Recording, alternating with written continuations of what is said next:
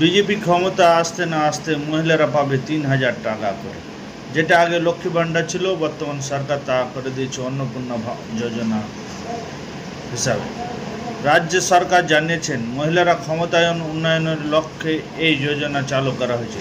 তিনি জানিয়েছেন ৩ তারিখ সরাসরি ডিবিটির মাধ্যমে টাকা ঢুকে যাবে ব্যাংক অ্যাকাউন্টে, এবং এই খবর তার মুখ থেকে আমরা শুনি। 1,000 টাকা করে টাকা ট্রান্সফার করব আগামী বুধবার দিন।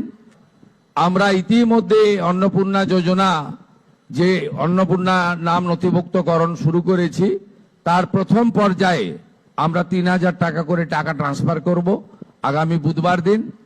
আপনারা কেউ বিচলিত হবেন না। প্রত্যেকের বাড়িতে যারা ফর্ম ফিল আপ করতে পারবেন না, তাদের প্রত্যেকের বাড়িতে আমাদের পক্ষ থেকে লোকেরা যাবে।